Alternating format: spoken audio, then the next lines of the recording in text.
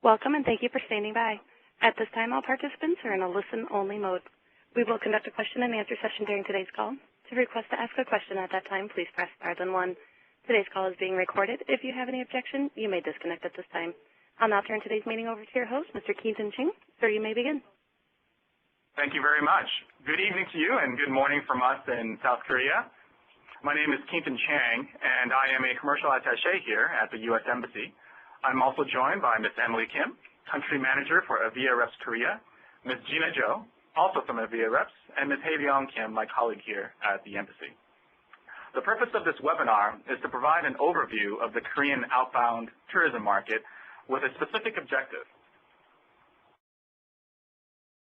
We want to encourage you to take advantage of TradeWinds Asia in May 2013. As you may already know, RSAA and the U.S. Commercial Service signed a cooperation agreement not too long ago.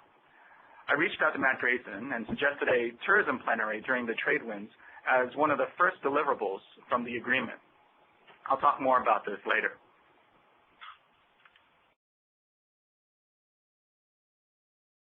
I want to jump right in to answer the question, why Korea? And while my presentation will go over some of the macroeconomic reasons, we also wanted someone from the private sector who could do a deep dive and wow you with a nuanced perspective of the Korean market. So please stay tuned for Emily's presentation. So from this bar graph, you can see the total number of Koreans traveling overseas getting close to 14 million. And the United States is attracting a little over 9% of that volume. The Asian financial crisis and SARS epidemic kept most Koreans at home until 2004. When most Koreans started traveling abroad, China and Japan received most of that growth. The U.S. didn't start grabbing more market share until after the visa waiver program in November 2008. And the U.S. share of the Korean outbound market is now at its highest in over a decade, during a time when more Koreans are traveling. While the Department of Commerce has yet to compile all arrivals from 2012, as of September, Korea ranked 7th in the source market. There were over 940,000 arrivals in the third quarter, representing a 7.2% increase from the same period in 2011.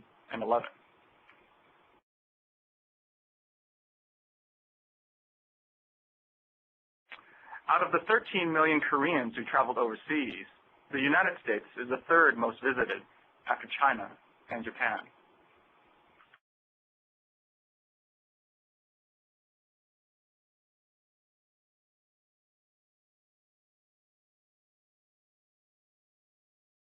One of the reasons why the U.S. Embassy in Korea is hosting TradeWinds this year is because of the Korea-U.S. Free Trade Agreement, or KORUS FTA, that came into effect in March 2012. There will be a lot more business travel as trade increases between our two countries.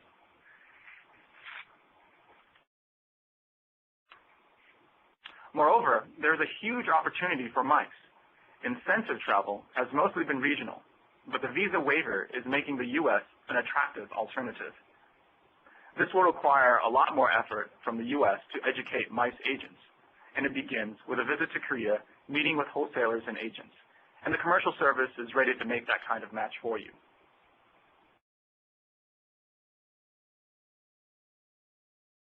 Each Korean arrival to the U.S. spends about $3,400 per trip, excluding airfare. This ranks Korea 11th in contribution for U.S. receipts.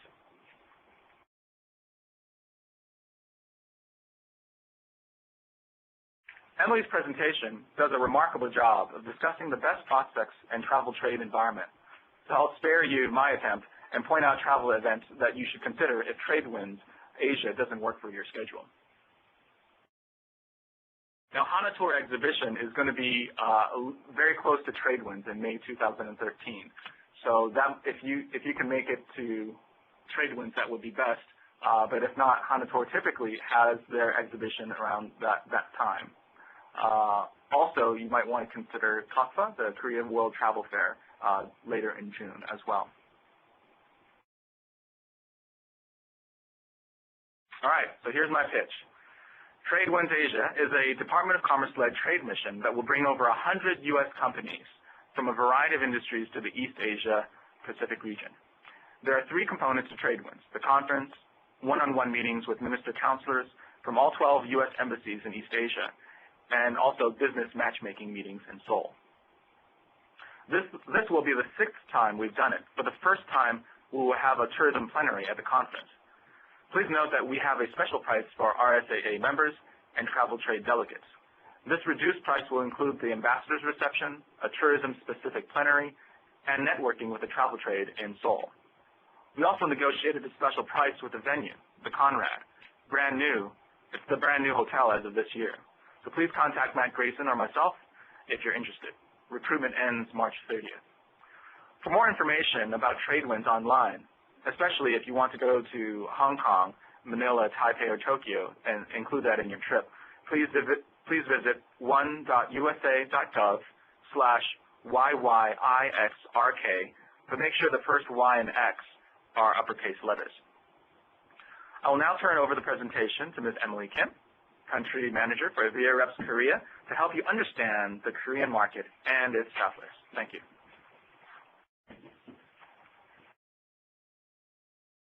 Okay. Good morning from Korea. My name is Emily, and thank you, Kim, for introducing me to the audience. I am honored to be presenting today, and I hope what I'm about to speak today is helpful and that you find this time very productive.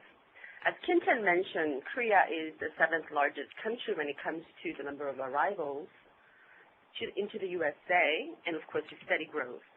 U.S. visa is no longer an obstacle for Koreans since we became a visa-free, visa waiver country in 2008. And with over 13 million Koreans traveling overseas, which represents over 25% of the population traveling all year round, Korea, I hope everyone agrees, is certainly an important market to the USA. So now that Kim has given a macroeconomic point of view of the Korea market, I'd like to drill a bit deeper into the market and help you understand the Korean market and Korean travelers, some of the key market trends, and how best to enter the market. So who are traveling in Korea? Some of the demographics of the Korean travelers. As you can see in the slide, I think what's more interesting in this slide is the purpose of travel. Over 60% of the Koreans are traveling on leisure, compared to 25% for business, and another 12%, et cetera, probably the MICE travelers or the visit friends and relatives market. Another interesting point on this slide is that if you see a family more tend to travel choosing the group tour package than if you were to look at travelers traveling alone, who are mostly FIT travelers, or choosing airtel, which is air and hotel only. As a country or Koreans become more sophisticated, simple sightseeing is losing popularity. Koreans are seeking to experience the trendy spots, hot restaurants, attractions, and engage deeper vertically rather than doing as many activities in a short period of time. The noticeable trend is that Korea is definitely changing from a group tour where there's a busload of people with tour guides to FIT now, those that want somewhat of a customized tour on their own, and gradually and eventually moving on to XIT tour, what we call special interest tour, where it's about getting deeply engaged in an activity of their special interest, whether it's art, culture, or food. So how are Koreans booking their travel? Online certainly is the #1 tool used by Koreans, followed by travel agents, referrals, or recommendations from friends and relatives, and guides and other collaterals. In terms of actual purchase of tours, however, travel agents by far is the #1, followed by websites and portals, airlines, and credit card companies. Credit card companies have their own travel departments. Group tours represent about 35%, followed by partial package, or what we Koreans call airtel. It's air and hotel only, representing about 20%, and then FIT and FIT. You can see that younger generations, people in their 20s and 30s, tend to travel on their own rather than choose group tours. Once they have decided to travel, what influences where these travelers will go? Travel agents are certainly number one, followed by families and relatives, friends, coworkers, then internet and guidebook. It is not in this chart, but for individual travelers, we found that 50% of them said past experience, which basically interprets that they tend to be repeat travelers as well. I talked about travel agents being the influential body in the decision-making process, so let's see who are some of these major players in Korea. There are over 7,500 travel agents in Korea, with over 50% of them located in Seoul, the country's capital city, then another 20% in Busan, the second largest city in Korea. The top 10 travel agents represent over 50% of all outbound travel agents in Korea, with the top 2 travel agents representing the lion's share. You can see the list on the right. So it makes more marketing sense to really concentrate your focus or trade activities around these top 10 to 20 travel agents in Korea. Because the market used to be heavily group focused, where they have the same itinerary for a long time, Korean travel agents do not have an in-depth knowledge of the destination. This is especially the case for USA, since leisure travel is just starting to boom. And because of this lack of knowledge by travel agents, there are oftentimes complaints from travelers after they come back from the destination because they feel they have missed out on many of the wonderful tourism assets available in the USA, but not necessarily recommended or included in their travel itinerary.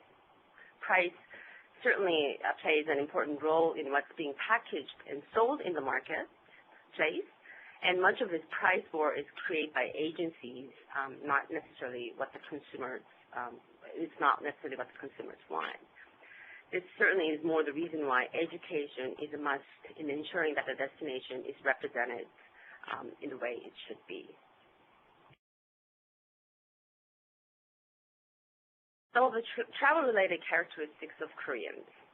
Koreans like to see and experience a wide variety, many activities, as we don't, as a lot of the tour itineraries for the USA is basically 7, 8, 9 days.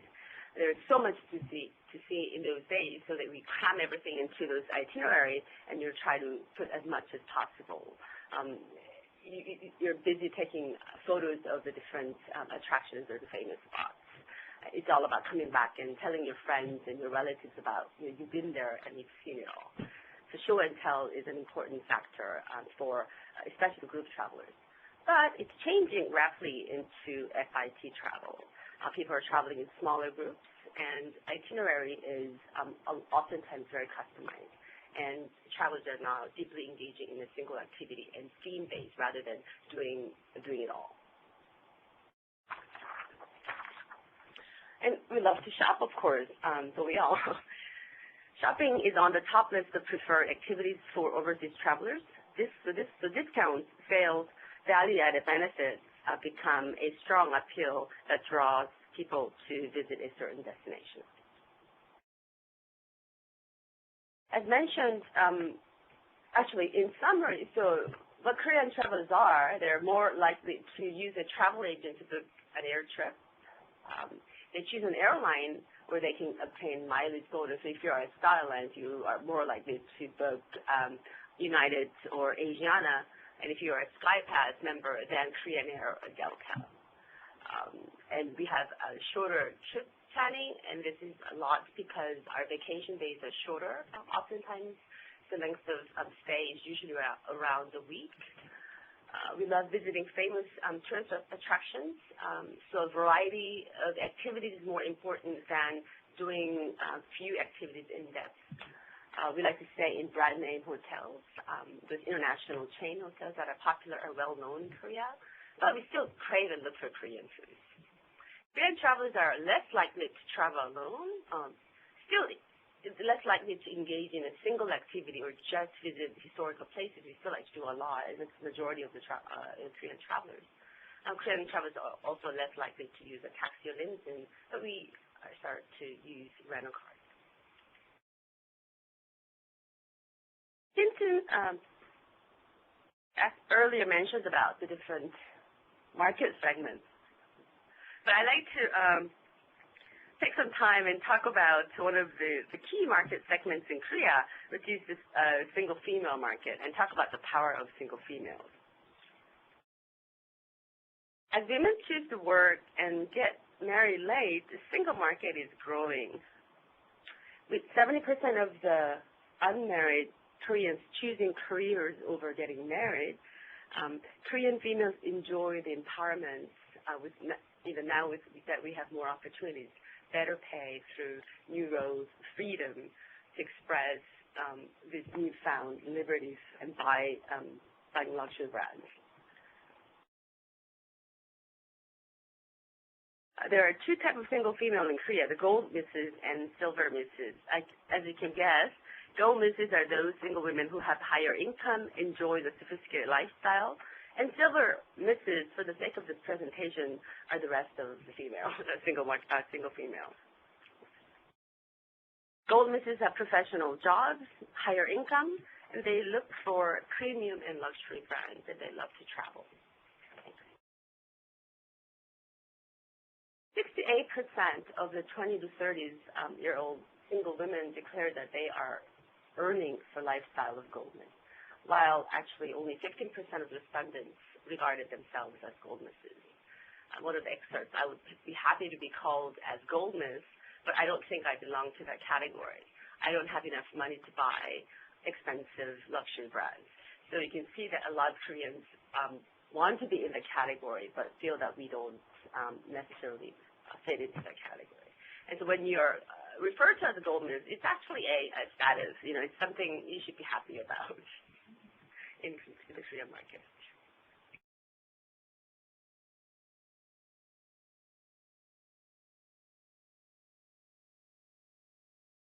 Gold misses also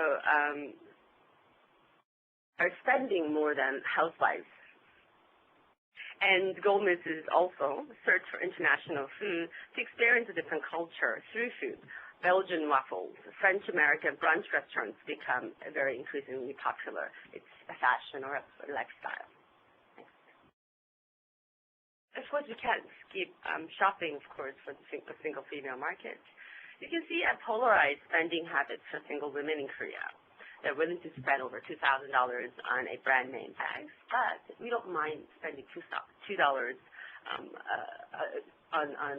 we don't mind having a noodle dish that's worth just about $2. But we all drink $5 coffee at Starbucks. Again, it's just fashion and lifestyle.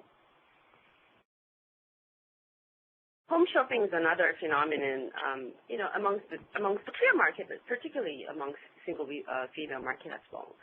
We buy clothes, food, cosmetics, and travel packages on home shopping. Women are more willing to spend or buy for culture activities, including concerts, movies, books, food, and of course, travel than men do. Gold misses is certainly a significant market to go after in terms of increasing arrivals and spending for the U.S. market.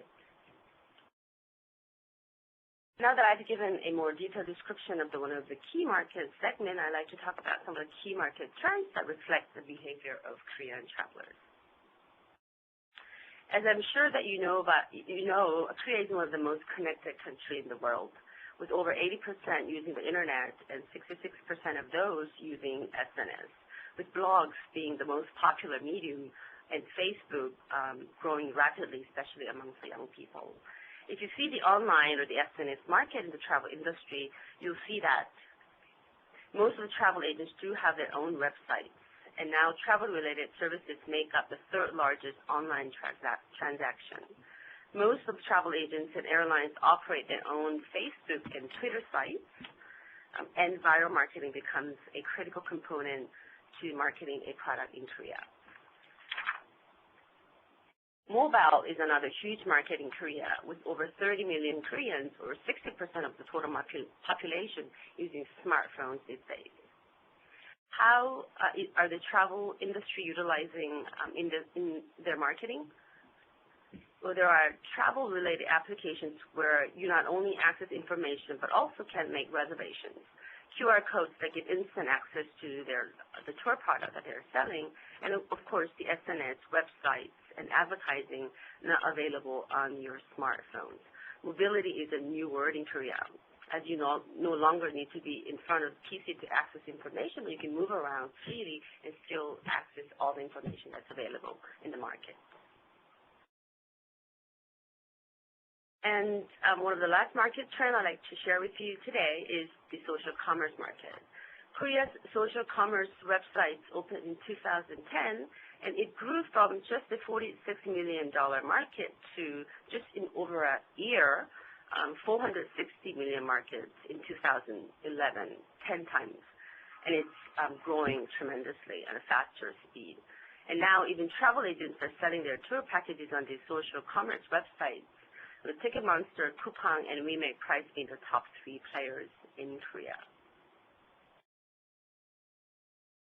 Well, it now brings to my last section of the presentation, which I hope is most important, as I will be talking about some of the basic steps you can take if you're interested in entering the Korean market. And I will be talking about them in the context of media PR program, online SNS program, and then travel trade program, some of the opportunities that you can tap into. Media is certainly a very useful tool in increasing the awareness of your product, whether you are a destination, shopping mall, attraction, or restaurant. It's important to develop in-depth multi-page coverage in media, as print and online media are key planning tools used by Koreans and also play an important role in influencing the consumers in their decision-making process. It also feeds into the need to continuously develop in-depth on- and offline guides and guidebooks in the Korean market. Some of the media and PR programs or opportunities you should consider are develop a customized Korean language collateral. This is really the basic step. Whether it's a book or a leaflet, a simple something written in Korean language that would help Koreans understand about your product. If you are able to, then there's communicating to the media is very important. So developing a Korean language press releases to be distributed to the Korean media that will certainly help promote your product or your destination.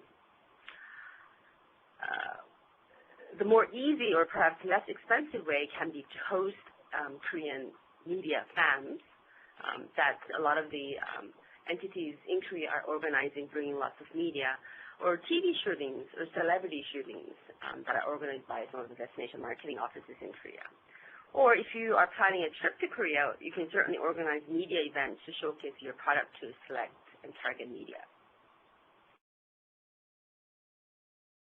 As mentioned earlier, Korea is a country that has one of the highest internet penetrations, and viral and word-of-mouth marketing has become a very important and effective method and absolutely critical. Some of the basic programs you can consider for online SNS program is to develop a Korean language website, which becomes a platform for your communication with the Korean consumers. You can develop blogs or SNS tools with content tailored to the Korean audience. Many also develop Korean microsites that interact very actively with consumers. The websites can have information, but microsites is something that you can actively interact and interface with the Korean consumers. You can also host influential power bloggers on FAMs, which I believe Commerce Department is also organizing, and so are some of the US DMOs. These power bloggers are your tool in having them talk about your product, basically a testimonial to a lot of the Koreans out here. And these power bloggers, what we mean by power bloggers, they have thousands of followers. And so what they speak or what they talk about on their blogs does influence the followers. If they're talking about your destination or product, how great they are, you will be influencing the followers that the power blogger has. Or you can host online or mobile events with iconic consumer brands. There were cases where, for example, California tourism office had conducted a promotion with one of the airlines, Asian Airlines, it was a contest where they gather stories of why they should be visiting California, and they selected the person that had the most daring story, and those people were selected to visit actually California and come back and talk about the event, talk about their stay. And finally, opportunities with the travel trade. We talked about online tools such as portals, blogs, SNS, that they are a key source of information that consumers look into when planning a trip. But if you look into the purchasing arena, it's the travel agents who play a major role. Over 80% of Koreans still purchase tour products through travel agents, including their website. So knowing the travel agents and working with them is really critical in marketing your tour product in Korea and should be on your top priority list when entering the Korea market. To have your product be included in the product portfolio of major travel agents in Korea can bring you that much closer to your potential customers. Networking and building relationships by participating in travel missions, seminars, is also a step into the Korea market if you are planning a trip to Korea. You can also, just like SNS, a power blogger, a FAM, or the media FAM, you can also host travel agent FAM tours, which will give a first-hand experience to those key product planners.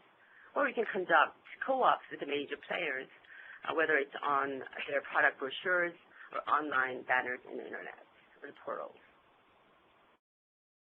And lastly, I wanted to share with you some of the major travel missions that are organized by major U.S. DMOs, the destination marketing offices. Many of them are happening in April. There's New York City is organizing a travel mission in April. California has a travel mission in April as well as Alaska. And Hawaii has their mission in May. And Las Vegas in Nevada has their mission in September of this year. These travel missions many times are an opportunity for the U.S. sellers to network with the major travel trade and media partners in Korea. Well, I hope this was a productive session for you. Once again, travel has become an integral part of the everyday lives of Koreans, and Koreans are certainly very fond of USA and are willing to travel to the USA. So I hope that today's session has helped you to help you understand better about the Korean market, and also in helping you to get your fair share of the Korean market. Thank you. All right. Thank you very much, Emily. It's so great to have you, have that insight into this market. It's priceless here. Okay. Excuse me, Erin. We're ready for some questions if there are any. Thank you. If you would like to ask a question, please press *1 on your touch-tone phone. Please unmute your phone and record your first and last name clearly when prompted. To withdraw your question, press *2.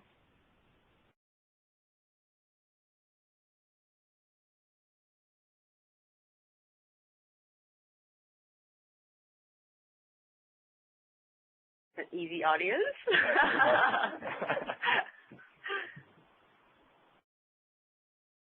We have no questions. Is Korean language compulsory in trying to find a partner here in Korea? I would say yes, because although we understand, but if you're looking to do an active business, talking to the travel agents here, not many of them are well-versed in the language. So if you know the language, you get that much closer into to them, and I think the penetration will be faster. It will be quicker and much more effective. Thanks. All right. I guess that would conclude this presentation. Thank you very much.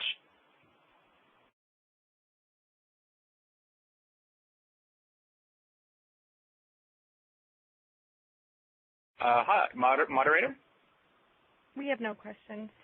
Okay, great. We can finish it now. All right. Thank you for participating in today's conference. Please disconnect at this time.